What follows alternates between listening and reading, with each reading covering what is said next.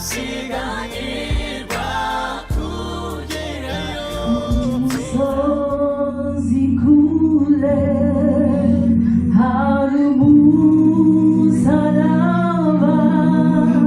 우바바 주고 제지 선리 나무 구다 잘래 구고와 방대호 우와 주구야 번여자 저 예수 우와 무사라마 그 예수 번타 투무르모 지금의 사쿠 사람아 그 예수 건장비 미와 주미 주루 두자세라미 대가교세 저지서 우어무 사람아 구제수 건자 투무르호 지금의 사쿠무 사람아 그 예수 건장비 귀감바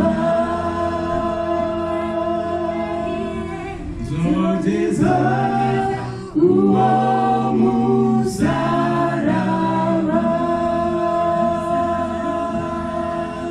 그 예수 건자 투무르호 지금의 사쿠무 사람아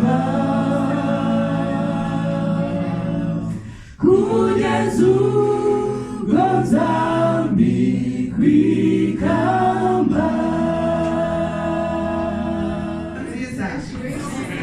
umunsi w'umunezero nejejwe rero no guhagarara imbere yanyu kuri iki gicamunsi kuri aya manywa Je suis contente de me tenir devant vous cet après-midi kuko iyo umuntu ahagaze aha ngaha imbere abitegereza murakeye ndabona muri kumwenyura ni umunsi w'umunezero koko parce que quand on se tient ici devant en vous regardant, vous êtes beau, vous êtes rayonnant, ça se voit vraiment que c'est une journée de joie. Unity in Christ murakoze cyane kubw'indirimbo nziza mutugejejeho Merci beaucoup Unity in Christ pour ce bon chant spécial que vous venez de nous présenter. kandi icyo dusaba imana ni uko yakongera ikabongera izo mpano kugira ngo mukomeze kwikorera kurushaho Et nous demandons au Seigneur de continuer à vous bénir pour que vous puissiez utiliser ce bon talent que le Seigneur vous a donné. umutwe w'amagambo rero dufite kuri uyu munsi Le titre de notre prédication d'aujourd'hui uravuga ngo uragana he est intitulé Où te diriges-tu? uragana he Où te diriges-tu?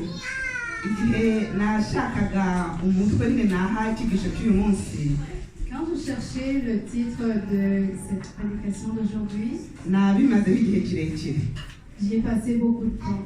kuko naravugaga nti nimvuga ngo uragana he ni nkaho ndi kubabwira ariko njyewe ntari kwibwira Parce que quand je pensais à ce titre, Où te diriges-tu? C'est comme si je vous posais la question à vous seulement sans que j'y sois incluse. noneho nanjye nashaka kwishyira muri iyo ekwasiyo niyo navuga gutyo Et aussi quand j'essayais de me mettre dans cette équation, si je peux l'appeler comme ça, navuga ngo turagana he et que je dis où nous dirigeons-nous, byaba bishatse kuvuga nkaho twaba dufite icyerekezo kimwe twese Ça voudrait dire que nous avons une même destination. ibyo rero byari kuba bitandukanye n'intego nari kuba mfite uyu munsi. Alors, ça ne visait pas vraiment au but que j'avais prévu aujourd'hui. kuko icyo imana yaguteganyirije, icyo yateganyirije uwo mwicaranye, buri wese afite icyo imana yamuteganyirije ku giti cye. Parce que ce que Dieu a prévu pour toi ou pour la personne assise à côté de vous est différent. Donc, chacun a quelque chose que Dieu a prévu. Mission ufite itandukanye na mission mugenzi wawe muri kumwe afite. La mission que tu as est différente de celle que ton frère ou ta sœur a. Ndetse naho mwaronse ibere rimwe, mu mission zanyu ziratandukanye kuri iyi si. Même si vous êtes des frères, des sœurs, vous avez des missions différentes. Umugabo cyangwa se umugore mwashakanye, mission zanyu ziratandukanye kuri iyi si. La mission de ton conjoint ou de ta conjointe est différente du tien. Niyo mpamvu rero nagarutse kuri uyu mutwe uvuga ngo uragana he. Alors c'est pour ça que je suis revenue sur ce même titre que nous avons aujourd'hui. Où te diriges-tu? Ariko mvuga nti uragana he, mubaza ikibazo ariko nanjye nibaza. Donc je te pose la question et tout en me posant la même question également. Dusenge. Prions. Mana yacu, turi imbere yawe, turifuza guhazwa nawe. Turasabye tukwinginga kugira ngo umwuka wawe wera ari buza aganze hano hantu. Mpagaze mu ijambo ryawe no mu butware umpa, ndacyahini kabibi yose y'umwanzi, nsaba kugira ngo amaraso yawe Yesu ariyo aza adutwikire kandi atuboreze. Nk'umugisha buri wese uri aha ngaha, kugira ngo ibyo tubwira Nyagasani bibashe gukora ku mitima yacu, maze nitumara kubyumva tuzitegure kugusanganira, iyo tubyambaje mu izina rya Yesu. Amen. Aleluya. Aleluya. Niba mugenzi wawe urebe kuko niba anezerewe nk'uko twavuze mu Sabato n'umunsi w'umunezero. Tourne vers la personne assise à côté de toi pour voir vraiment si le sabbat est Hari igihe abantu baba bari seriye cyane mu rusengero, et quoi on a l'air très très sérieux dans l'église, ariko uyu munsi ni umunsi w'umunezero. mais nous sommes dans une journée de joie. Nkunda Dawidi ijambo ryavuga ati naranezerewe ubwo bambwiraga kujya mu nzu y'Uwiteka. J'aime beaucoup David quand il dit j'étais content quand on m'a dit d'aller dans la maison du Seigneur. Niyo mpamvu rero mu nzu y'Uwiteka tugomba guhora dufite akanyamuneza, C'est pour cela que dans la maison de l'Éternel, nous devons être toujours dans la joie. kuko iby'Imana iba yadukoreye biba ari byinshi kandi byiza. Parce que ce que Dieu fait pour nous, c'est beaucoup. Twihuse rero tugiye gusoma isomo dusanga muri Rusi igice cya mbere, kugira ngo twihute turasoma mu Kinyarwanda, ariko bareba mu Gifaransa biraba biri projectari imbere. Nous allons lire en Ruth, chapitre 1. Pour que ça aille plus vite, on va lire en Kinyarwanda et ce sera projeté ici devant en français. Vous pourrez suivre en français. Umutwe w'amagambo uravuga ngo Elimeleki na Nawomi basuhukira i Mowabu. Ngo mu minsi y'abacamanza inzara yateye mu gihugu, nuko umugabo w'i Betelehemu i Buyuda asuhukira mu gihugu cy'i Mowabu, we n'umugore we n'abahungu be bombi. Uwo mugabo yitwaga Elimeleki, umugore we yitwaga Nawomi, n'abahungu be bombi, umwe yitwaga Mahaloni undi yitwa Kiyoni. Bari abanyefurata b'i Betelehemu i Buyuda. Bagera mu gihugu cy'i Mowabu baturayo. Elimeleki umugabo wa Nawomi arapfa, asigarana abahungu be bombi. Barongora abamowabukazi, umwe yitwaga Orupa undi yitwaga Rusi. Bamarayo imyaka nk'icumi. Maze Mahaloni na Kiyoni bombi barapfa. Uwo mugore yapfushije umugabo we n'abana be bombi. Murongo wa 6.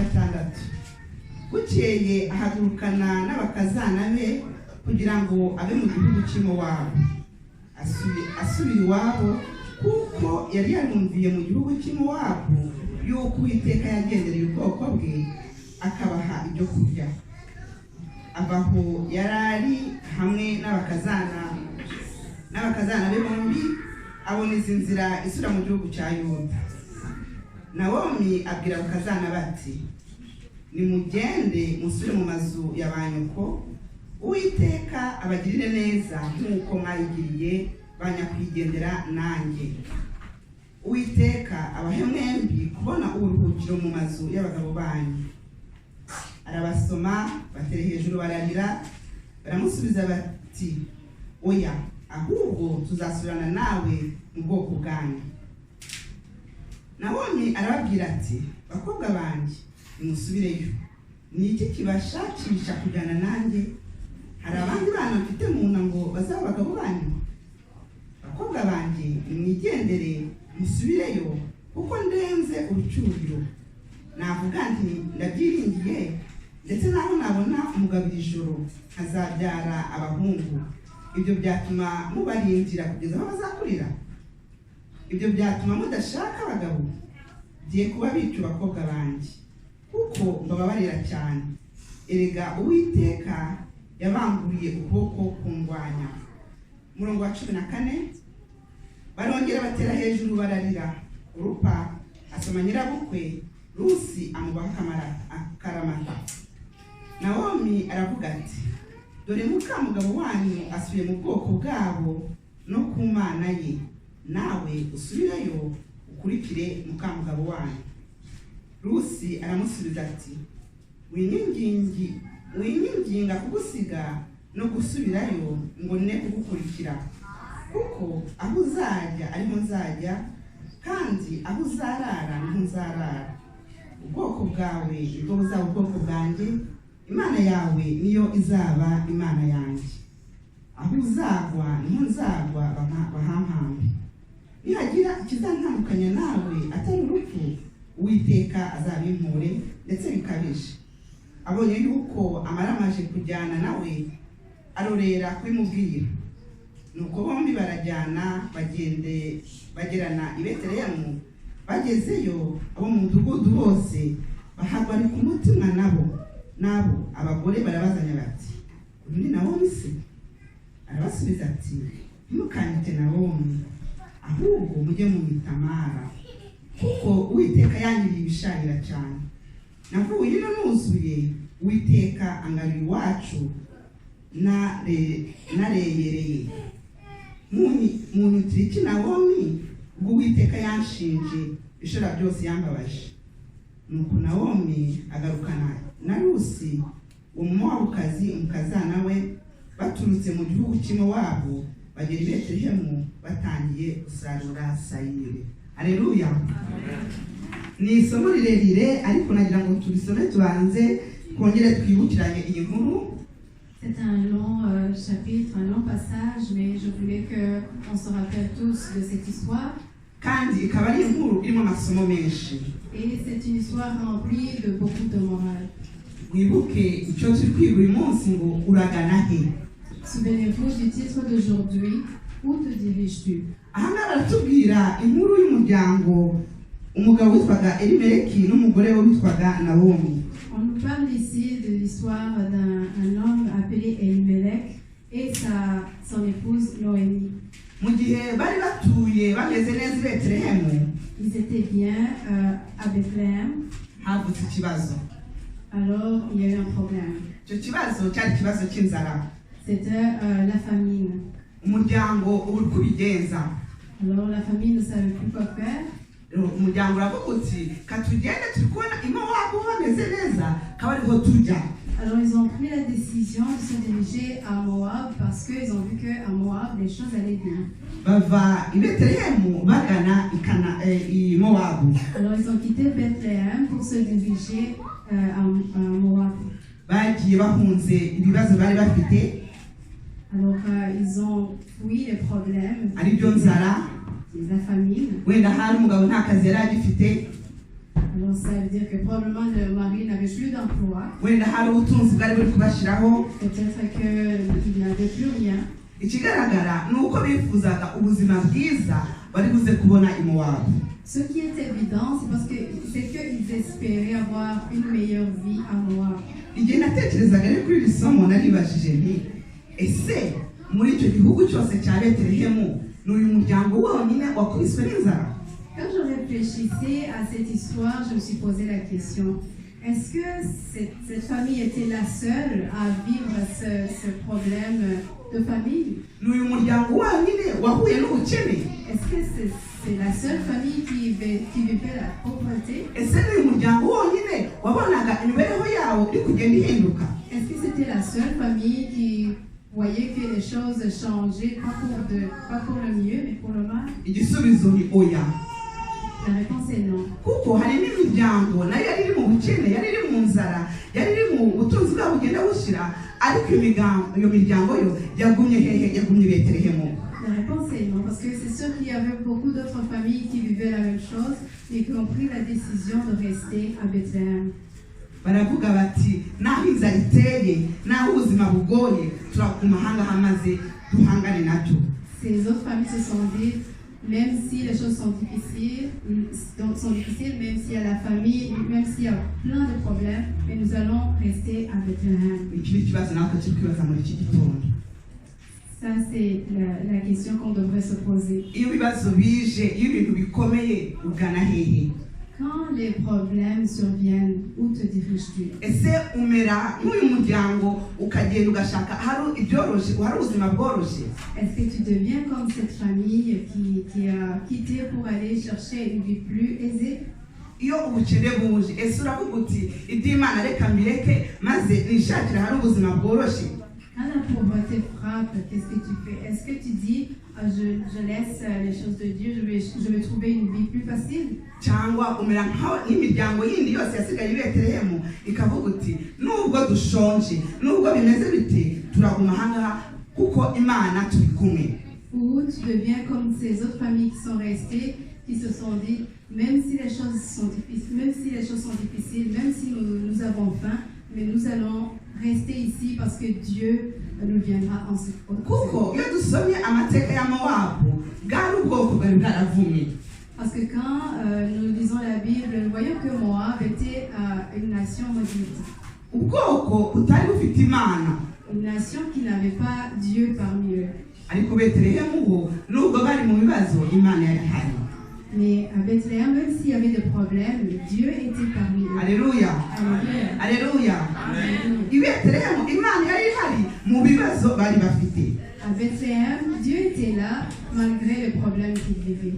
Nuko ngo wa muryango ugeze aho ngaho i Mowabu, Alors quand la famille est arrivée à Moab, umugabo niwe wabanje gupfa. c'est le mari qui est décédé en premier. Abahungu babo bombi nabo barapfa. Plus tard, les deux garçons, ces deux fils sont décédés. Bene data i Mowabu ntacyo tuhungukira. Chers frères et sœurs, il n'y a rien de bien à Moab. Ngo nuko ngo Nawomi ari aho ngaho nasigaye wenyine, abuze umugabo, abuze abana. Alors quand Noémie s'est rendue compte qu'elle était restée toute seule, son mari et ses deux fils sont décédés. Ngo noneho ngo atangira kumva amakuru. Alors elle a commencé à entendre des nouvelles. Ati ayumva amakuru avuga ko i Betelehemu Imana yabibutse. Il a entendu des bonnes nouvelles que à Bethléem, Dieu s'est souvenu d'eux. Nuko aravuga ati reka nsubireyo. Alors il a pris la décision d'y retourner. Ariko hari n'undi murongo wankozeho cyane tukiri ahangaha muri ubu buzima bari barimo Mowabu. Mais il y a un autre verset aussi qui m'a touché quand ils étaient encore à Moab. Baravuze ngo mu gihe cy'imyaka 10 bari bamaze umugabo yari yapfuye, abasore bari bapfuye. Ni ukuvuga ngo mu gihe cy'imyaka 10 ahubwo bagize ubuzima bubi kurusha ubwo bari bifitiye hehe i Betelehemu.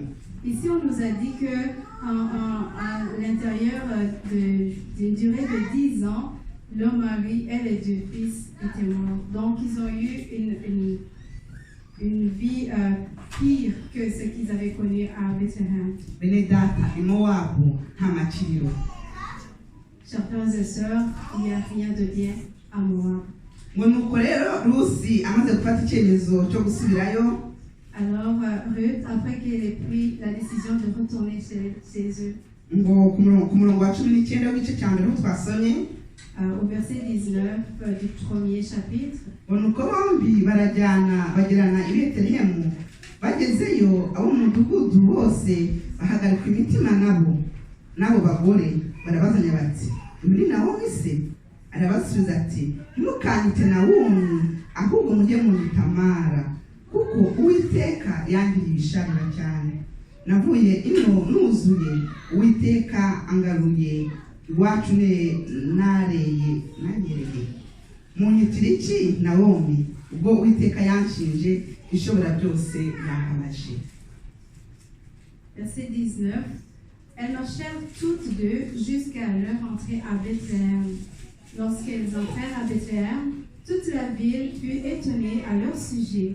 Et les femmes disaient, est-ce là Noémie? Elle leur dit, ne m'appelez pas Noémie, appelez-moi Mara. Car le Tout-Puissant m'a rendu la vie bien amère. Comblée, j'étais partie. Vide, l'Éternel me ramène. Pourquoi m'appelez-vous Noémie? L'Éternel a témoigné contre moi. Le Tout-Puissant m'a fait du mal.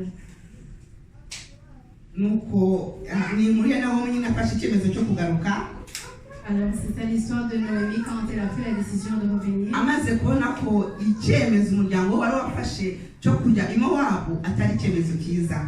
Quand elle a réalisé que ce n'était pas la bonne décision que sa famille avait prise.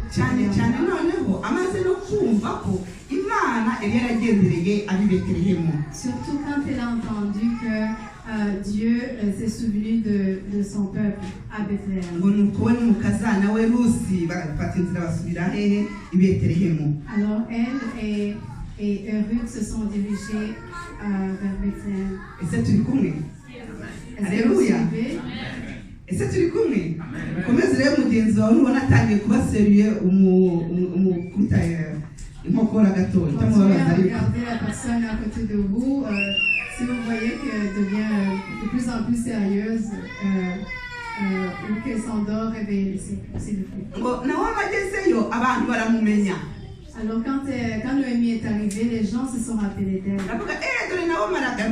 Ils ont dit, ah, Noémie est de retour. Mais elle a dit, non, je ne suis pas Noémie. Noémie avait comme signification agréable, quelqu'un qui est aimable.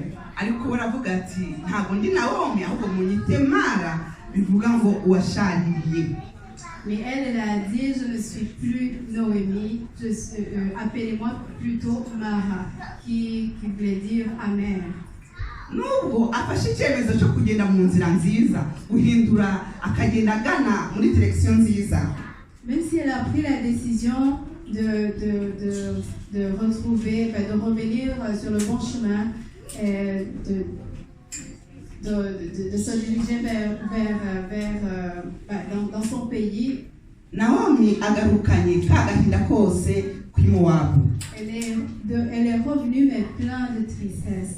Agarukanye ya mibabaro yose yagiriye Mowabu. Elle est revenue avec plein d'amertume, son cœur rempli de toutes les choses difficiles qu'elle avait vécues à Moab. Ikibazo mbabaza ese mukeka ko ubuzima bwa Naomi bwari guhinduka? Alors la question que j'ai pour vous, pensez-vous que la vie de Noémie allait vraiment changer? Ikibazo ndi kubabaza. Ese bwari guhinduka nubwo yaravuye Mowabu aho yagiriye ibyago byose akaba agiye i Betelehemu aho hari imigisha hatuye Uwiteka, nyamara uko yari ameze mu mutima we agahinda kose imitwaro yose yari afite ntacyo cyahindutse? Pensez-vous qu'elle allait vraiment changer?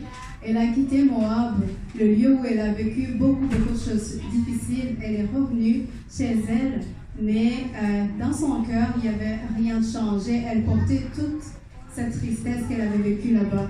Est-ce qu'elle allait vraiment changer? Son corps allait vraiment changer? Ikindi cyantangaje kandi nuko iri zina Mara nta n'undi muntu wigeze urimwita, niwe ubwe waryise.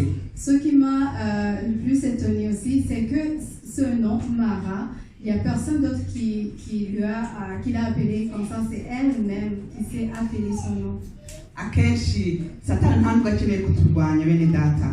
Vous savez, souvent, Satan n'a même pas besoin de nous combattre. kuko twebwe ubwacu turirwanya, Parce que nous nous combattons nous-mêmes. ubwacu ni twebwe twiburira confiance. Souvent, nous n'avons pas confiance en nous-mêmes. turafata inzira nziza yo kujya mu cyerekezo cyiza, ariko akahise kacu kakadukurikira iteka. Nous prenons la bonne décision de marcher dans le bon chemin, mais notre passé nous hante. Naomi yafataga ibyago byose yagize, agafata umugabo we yabuze, agafata abana be yabuze, maze byose akabishyira ku munzani. Noémie prenait toutes les choses difficiles qu'elle avait vécues, son mari qu'elle a perdu, ses 2 fils qu'elle a perdus, toutes les choses difficiles qu'elle a vécues, puis elle mettait ça sur une balance. maze yabishyira ku munzani akabona biraremereye cyane. Et quand elle mettait ça sur une balance, elle voyait que c'était trop lourd. akavuga ati ntabwo ndi Naomi ahubwo ngewe ndi Mara. Elle disait, je ne suis plus Noémie, je suis devenue Mara. tukigera ahangaha muri Canada n'umuryango wanjye, Quand nous sommes arrivés ici au Canada, ma famille et moi, nk'abantu bose bakigera ahangaha nyine umuntu aba ashakisha akazi, comme tous les nouveaux arrivants, on est à la recherche du travail. nuko kohereza CV hirya no hino, Et tu envoies tes CV un peu partout. nuko ubu nanjye noherezaga nyinshi ntanibuka n'aho nazohereje. Et moi, j'en ai envoyé beaucoup sans même me rappeler où exactement je les ai envoyés. nuko umunsi umwe mbona barampamagara nyine, Et un jour, j'ai reçu un coup de fil. barambwiye nkora interview nyine kuri telefone, J'ai passé une entrevue au téléphone. nuko umudamu arambwira ati ni byiza rwose, ariko noneho nifuza kukubona amaso ku maso. Alors la dame qui m'a fait passer l'entrevue a dit que c'est bien, mais j'aimerais te voir face à face. nuko itariki turayifata n'isaha, Alors on a pris un rendez-vous, la date et l'heure. ampa na adresse y'aho ngomba kujya. Et il m'a donné l'adresse où est-ce que je devais me rendre. umunsi ugeze mfata inzira koko ndagenda, Alors, le jour arrivé, je suis allée à ce rendez-vous. ariko ngezeyo mbonye adresse, Mais quand je suis arrivée là-bas, que j'ai trouvé l'adresse, ubwoba buratangira buranyica. j'ai commencé à avoir peur. ndavuga nti aba bantu umenye baje kugira ngo banseke gusa, nta kuntu njye nshobora gukora hano hantu. Elle dit, je pense que je suis venue me ridiculiser ici. C'est pas possible que je puisse travailler dans un endroit comme ça. ni gute njyewe ukigera ahangaha muri Canada, njyewe umwirabura mpamagara ngo nze gukora ahangaha? Comment est-ce possible que moi, à peine arrivée ici, une fille noire, je puisse venir ici, travailler ici? nuko umutima ukambwira mfata inzira wisubirayo, ntabwo tutwasa ntabwo uzamenya nyine biba birangiye. Alors mon cœur me disait, retourne chez toi, personne ne le saura, ce sera fini. gutyo hatagira umuntu uguseka nyine. Ça ne vaut pas la peine de se ridiculiser, retourne-toi. ariko natekereza wa muntu twavuganye kuri telefone, ukuntu numvaga vraiment ari umuntu mwiza, hari ukuntu twavuganye neza koko aragira ngo iki. Mais quand je pensais à la dame à qui j'avais parlé au téléphone, comment elle était vraiment gentille avec moi, je me disais, mais qu'est-ce qu'elle va penser de moi? nuko mfata icyemezo ndinjira nyine ngera kuri reception. Alors j'ai pris la décision, je me suis dirigée vers la réception. ndi présenta, barambwira ati utegereje hariya. Je me suis présentée et on m'a dit, attends là-bas. nuko aho nari nicaye ndeba iruhande rwanjye, Alors là où j'étais assise, j'ai regardé à côté de moi. nsanga hari n'abandi nabo baje muri entrevue. Et j'ai trouvé qu'il y avait d'autres gens qui attendaient de passer l'entrevue. ariko abo bantu nabareba nanjye nkireba, Et quand je regardais, quand je me comparais à ces personnes-là, ukuntu njye nari ndi gutitira nk'akababi, comment je tremblais comme une feuille. abandi bari bambaye neza rwose, ubona ari tire ya quatre prendre nk'uko babivuga. Les autres étaient très, très bien habillés. avuga nti ndabitanze rwose. Là, je dis, je suis ridicule.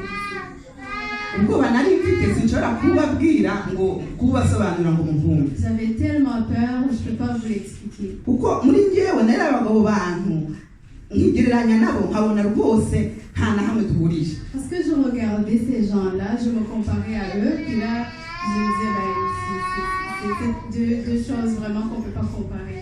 nuko igihe kiragira nyine turiyangigiraho barampamagara, Alors, à un moment donné, mon tour est arrivé, on m'a appelé. nuko nagenda nyine entrevue ndayikora, suis allée, j'ai passé l'entrevue. mu gusohoka umudamu arambwira ati Alors, en sortant, la dame m'a dit, dans la vie il faut juste être naturel.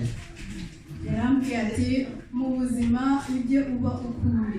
noneho numva noneho biranyobeye cyane.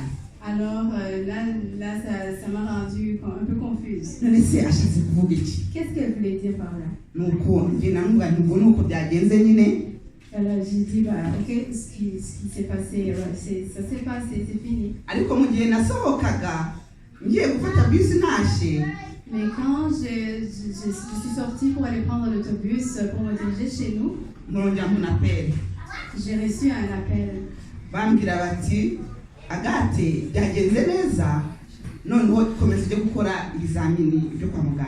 Alors on m'a dit, Agathe, ça s'est bien passé, maintenant tu devras aller passer des tests médicaux. mu cyumweru kimwe izo byose byari birangije akazi ngafite. Dans une semaine, tout était fini, j'avais obtenu le poste. none se iyo uwo munsi nsubirayo ninde wari kubundwanyije? Alors cette journée-là, si j'avais pris la décision de retourner chez moi, qui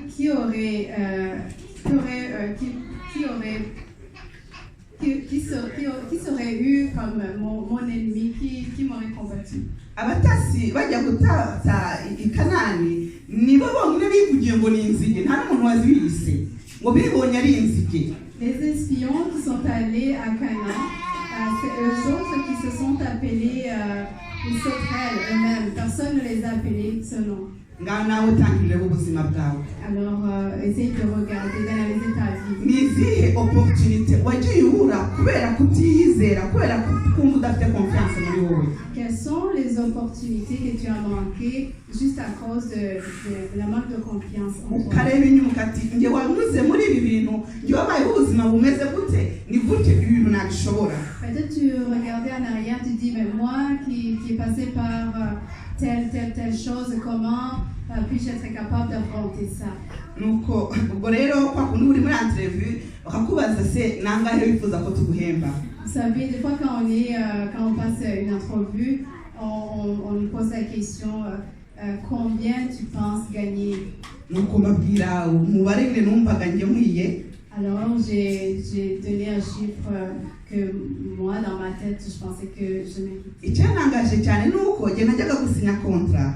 Mais ce qui m'a fort étonnée, c'est que quand je suis allée signer le contrat, nasanze atari yandi nasabye ahubwo bayarengejeho. ni ukuvuga ati uyu muntu nta n'agaciro kazi ku buryo avuga ati wayasabye ariko ntabwo ibyo uvuga ntabwo ubizi. j'ai trouvé que mon salaire était beaucoup plus élevé que ce que j'avais demandé. Ce qui veut dire qu'ils m'ont probablement regardé, ils ont dit, cette personne ne connaît même pas sa vraie valeur.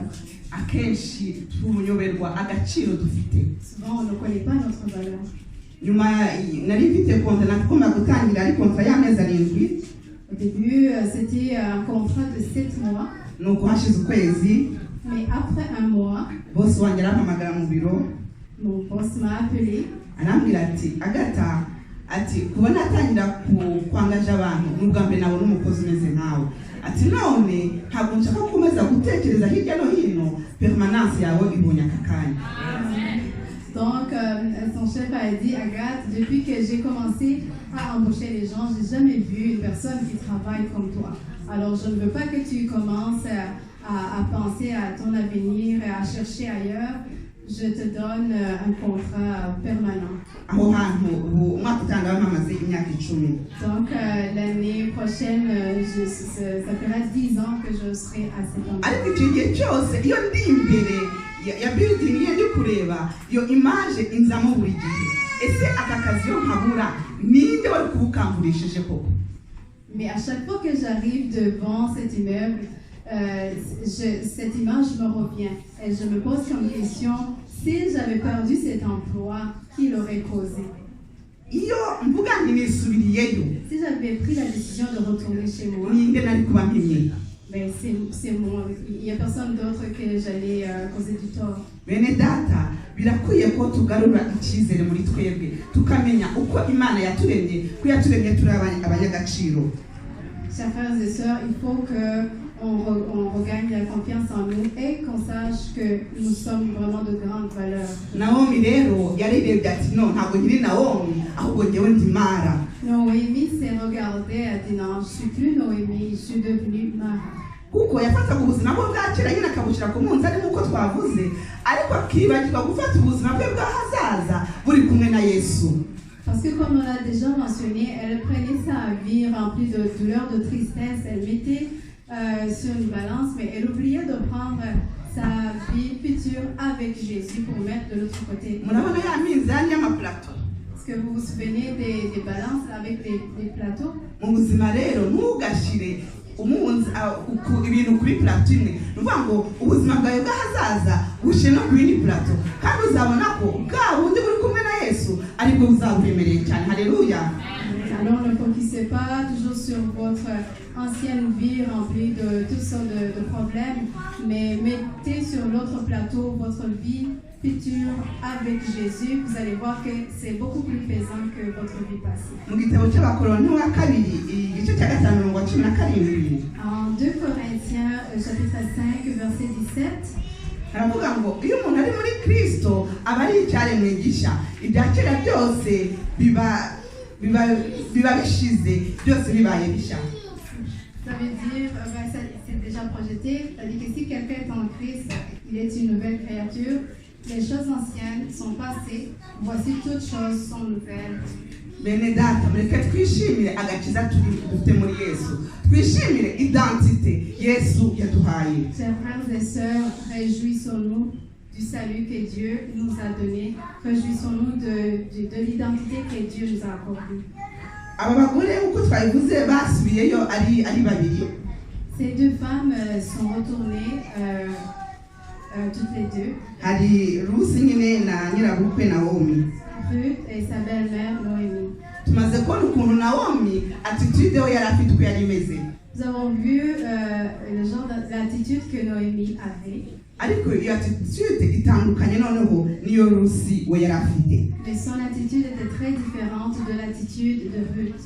Dusomye igice cya 2 umurongo wa mbere. Si nous lisons chapitre 2 verset 1.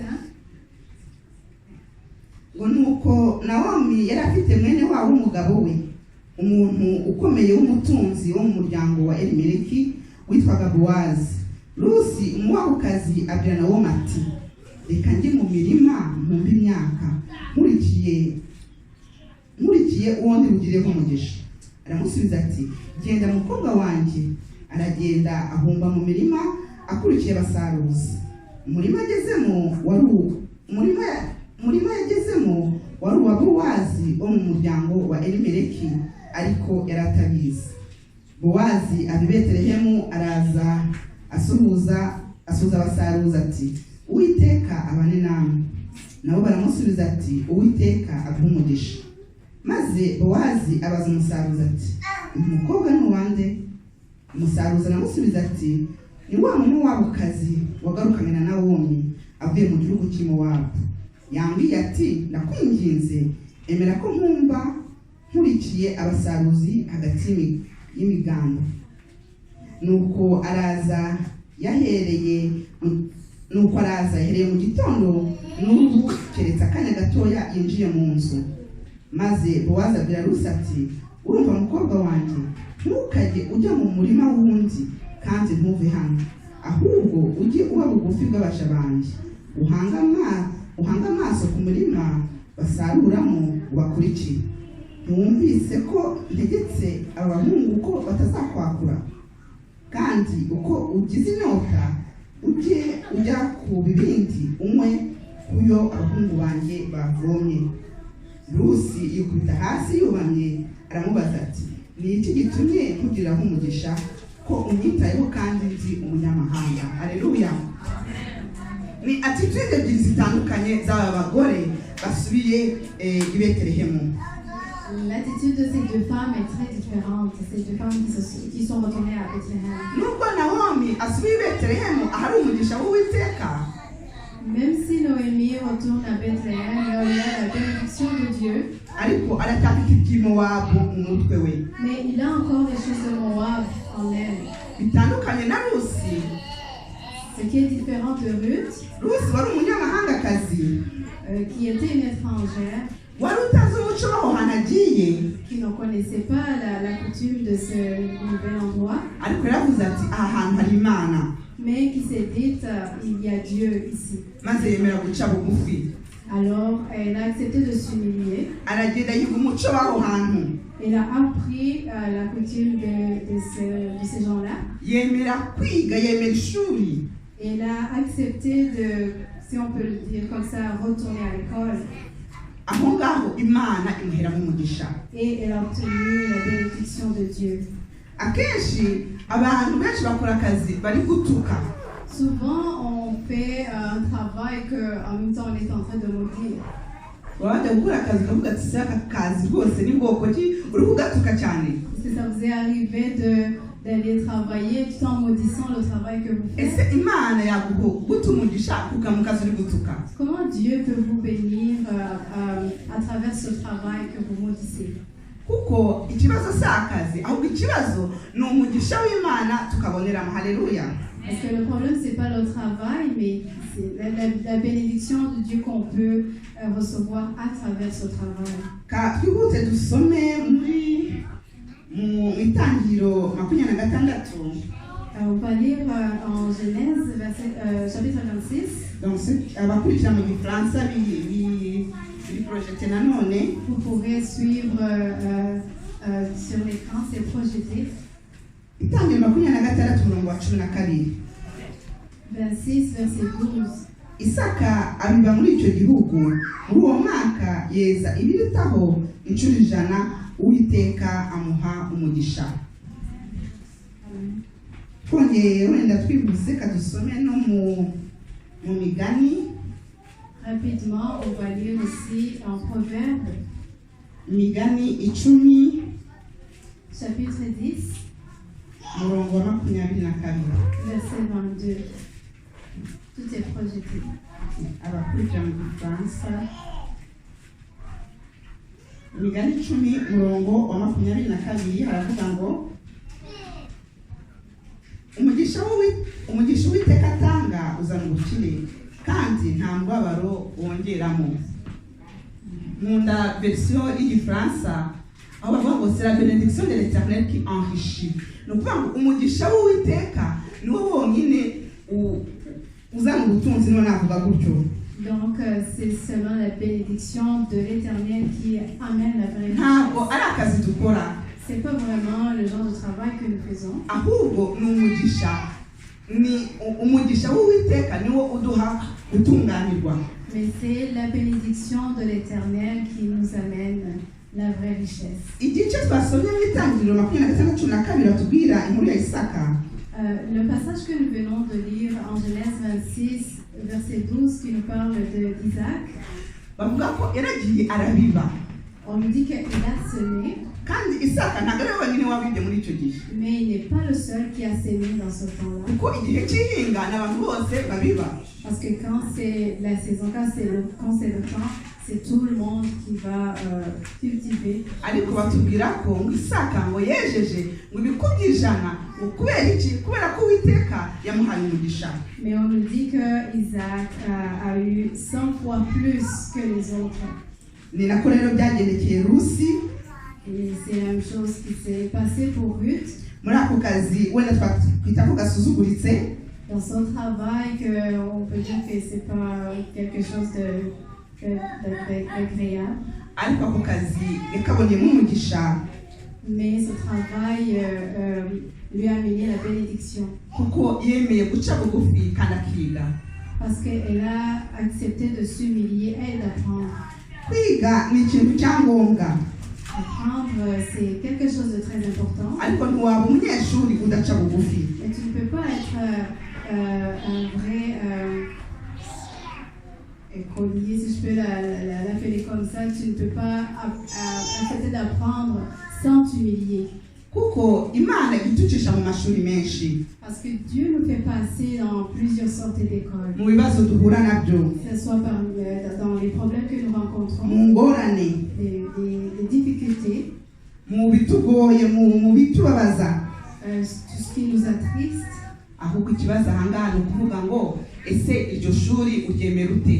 Mais la question qu'on doit se poser, c'est comment est-ce que j'accepte de passer.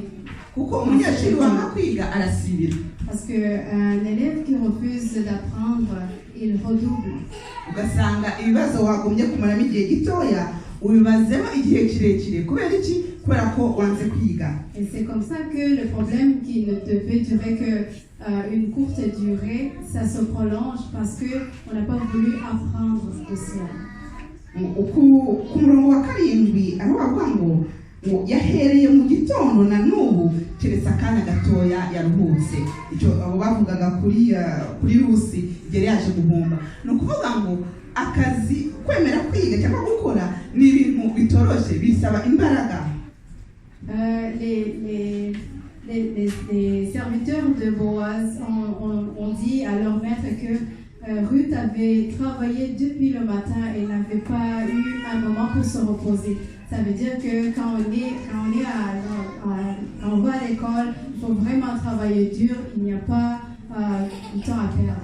Bene data mureke twakire n'umutima ushima ibi bibazo byose tunyuramo. Chers frères et sœurs, acceptons sans murmurer tous ces problèmes que nous rencontrons. Nuko Rusi yarakomeze nyine arahumba. Alors Ruth a continué à glaner. Kandi akabona umugisha kuko yabonaga ibimutunga akabona n'ibitunga nyirabukwe.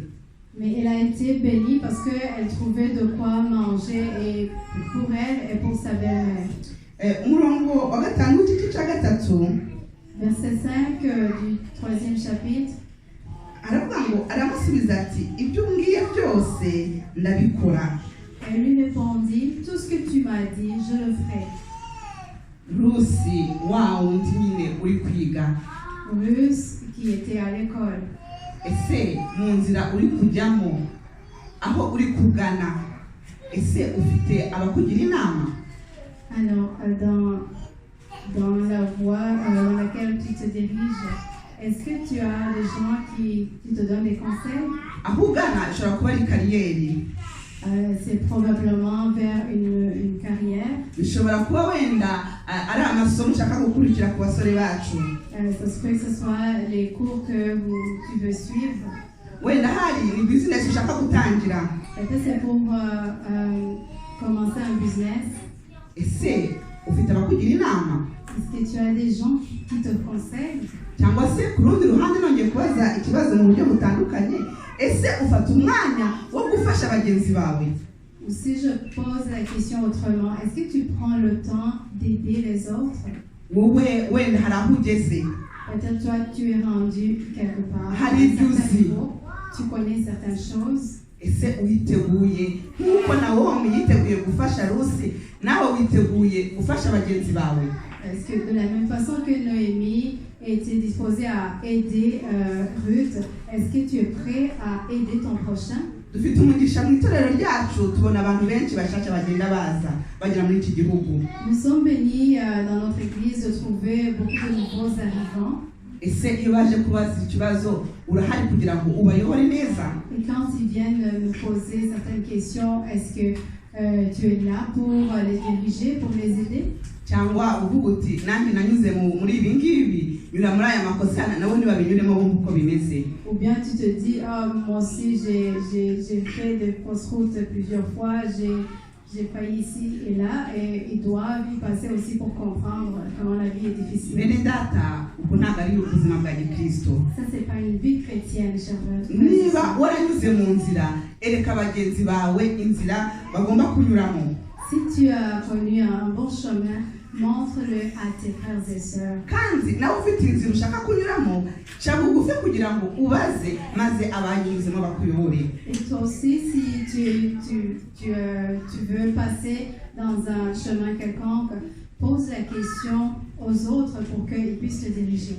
Ngo ahangaha rero Nawomi agira inama Rusi uko yagombaga kwitwara imbere ya Bowazi. Ici, Noémie a donné des conseils à Ruth de comment elle devait se comporter devant Boaz. Kuko wenda umuco wa Rusi w'i Mowabu utandukanye cyane wenda n'uw'i Betelehemu. Parce que probablement que comment on se comportait à Moab était tellement différent de la façon dont on se comportait à Bethléem. ariko kubera ko yumviye inama za nyirabukwe Mais parce qu'elle a accepté d'écouter les conseils de sa belle-mère, nuko rusi abasha gushakwa kurongorwa na bowazi. Ruth a pu trouver un mari en Boaz. Dusomye rero twirukanse tukajya ku gice cya 4 umurongo wa 13 ngo nuko bowazi acyura rusi aba umugore we aryamana nawe Uwiteka amuha gusama inda abyara umuhungu. Abagore babwira Nawomi bati Uwiteka ahimbazwe utakuretse udafite umucunguzi, icyaduha akazaba ikirangirire mu Bayisirayeli, kandi azasubiza intege mu bugingo bwawe, azagutunga ubukecuru bwawe, kuko umukazana wawe ugukunda akakugirira umumaro uruta w'abahungu 7 ari we umubyaye. Nawomi ajyana uwo mwana amushyira mu gituza cye aba umurezi we. Abagore b'abaturanyi be bamwita izina bati Nawomi abyara umuhungu, bamwita Obedi ari we se Yesayi se wa Dawidi. Haleluya, Amen. haleluya. Ese inkuru ishimishije koko? N'est-ce pas une belle histoire? Kubona umuntu wari aho ngaho i Mowabu nta bindi byiringiro afite, uri ahantu havumwe. C'est une très belle histoire parce que quelqu'un comme Noémie qui était à Moab, dans un lieu maudit, qui n'avait plus d'espoir, ariko kubera ko yafashe icyemezo ati ngiye i Betelehemu, mais parce qu'elle a pris la décision de retourner à Bethléem akemera guca bugufi, akemera kwiga. et qu'elle a accepté de s'humilier et d'apprendre. Rusi uyu munsi niyo mpamvu turi kumuvuga uyu munsi wa none. C'est pour ça que Ruth est devenue quelqu'un de très connu même aujourd'hui. None wowe uragana he? Alors toi, où te diriges-tu? Akenshi iyo nabuze ibya interview hari igihe bakakubaza bati ese ni hehe wibona mu myaka 5? J'ai parlé de l'entrevue, de quand on te pose comme question, où te vois-tu d'ici 5 ans? Ese hari umuntu icyo kibazo bakibajije? Est-ce qu'on vous a déjà posé une telle question? Uyu munsi wa none twongeye kukibaza. Si on se Ni pose cette hehe question, uri kwibona mu myaka 5 iri imbere? où te vois-tu dans les 5 prochaines années? Ese iyo image uri kuyireba? Est-ce que vous visualisez cette image? Ese uri kuyireba nkuko Nawomi yayirebaga akavuga ati nge ntacyo nabasha kugeraho? Est-ce que vous voyez ça comme Noémie le faisait, elle qui pensait qu'il n'y avait plus d'espoir pour elle? Cyangwa urayifata nka Rusi wemere guca mu nzira uce bugufi wakira amasomo Imana iri kuguhereza maze ubashe gutera imbere? Ou tu vas être comme Ruth qui s'est humiliée, qui a accepté d'apprendre et de réussir les tests que Dieu met sur ton chemin. Rusi wari wavumwe, Ruth qui s'est maudite, ubu ngubu akaba ari nyirakuruza wa Yesu. mais qui est devenue la grand-mère de Jésus. Hari agashusho mu minsi ishize nabonye wenda twihuse twakarebaho. Il y a quelques jours, j'ai vu une image. Mu by'ukuri kandi aka gashusho nabonye niko katumye ngira iki gitekerezo cy'iki kibwirizwa cy'uyu munsi. Et c'est cette image-là qui m'a amené à préparer un message d'aujourd'hui. Mu kinyarwanda nta jambo mfitiye kuvuga ngo zone de confort ndabisoma gutyo nyine, ariko ni ahantu wumva nyine umeze neza nyine utuje aho byose ufite en contrôle. Muramba bari En nanone. Rwanda, je n'ai pas trouvé le mot qui signifie zone de confort, mais c'est un endroit où tu te sens confortable, tu sens bien. Kuko i Mowabu niho umuryango wa Elimeleki wavuze uti katwigire ture guhangana n'ibi bibazo byateye, ahubwo twigire hariya aho wenda ibiryo bihari, aho turabona akazi, ariko ntibafata umwanya wo kuvuga ati katurwane. Parce qu'à Moab, c'est là que la famille d'Elimelech pensait pouvoir trouver tout ce qui était bien pour eux. le confort, la nourriture, la richesse. Mais Ouais, ils n'ont c'est pas pris obligé. le temps de dire, ok, tenons bon, puis battons-nous. tugiye muri zone ikurikiyeho aho yari muri zone de confort umuryango wese wa Elimeleki noneho bagiye muri ya zone ya peur ni igihe noneho Naomi afashe icyemezo ati ahangaha reka mpave noneho ngende njye gushaka ubuzima njye gushaka ahari Imana njye gushaka aho ubuzima buraba bwiza kurushaho. Alors, dans la zone suivante, c'est la zone de peur. Là où Noémie s'est dit, ok, je vais quitter cet endroit, je vais chercher une meilleure vie, une vie dans laquelle se trouve Dieu. Ariko muri iyo zone twabibonye Naomi ni hahanze nyine ntacyo yabashe kugeraho. Alors, c'est dans cette zone-là que Noémie n'a pas pu, elle n'a pas pu aboutir à quelque part. Kuko imitwaro yose yari afite yavanye Mowabu yayijyanye nyine no muri iyo nzira ijya i Betelehemu. Parce qu'elle a gardé tous ses fardeaux qu'elle a traînés de Moab jusqu'à Bethléem. Muri iyo zone de peur y'ubwoba niho nta confiance tuba dufite. Alors dans cette zone de peur, on n'a pas de confiance. Aho ubona za excuse kavuga uti ntabwo nakora ibintu kubera ko ntize ntabwo nakora ibintu kubera ko ntazi kuvuga igifaransa kubera ko ntazi kuvuga icyongereza aho muri iyo zone haba hari iki excuse buri gihe ufite. Alors c'est dans cette zone-là qu'on trouve toutes sortes d'excuses et tu commences à te dire oh, je ne peux pas faire ça parce que je n'ai pas étudié, je ne connais ni anglais ni français, je ne peux pas y arriver.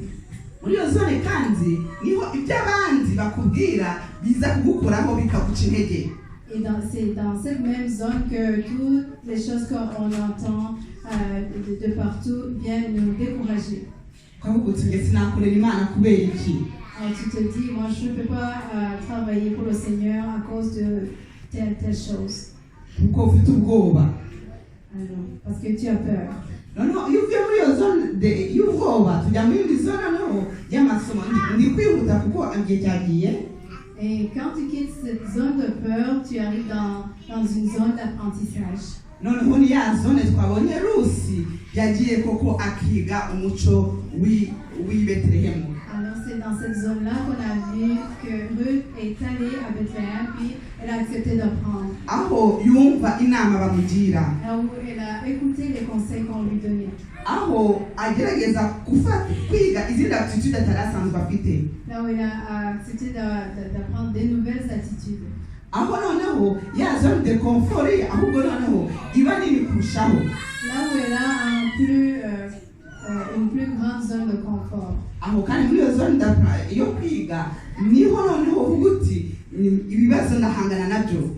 Et c'est dans cette même zone-là que tu dis je vais me battre avec tout ce qui vient, peu importe. Uko twigeze kubisoma muri Rusi 2:6-7 ngo yaruhukaga akanya gatoya ngo muri iyo zone yo kwiga nta kiruhuko kuko ni ibindi bintu uri kwiga n'izindi competence uri kwiga mu buzima bwawe. Comme on l'a vu Ruth 2, 6 et 7, on disait que Ruth ne se reposait presque jamais, il prenait juste un tout petit moment pour se reposer, alors on doit vraiment travailler fort.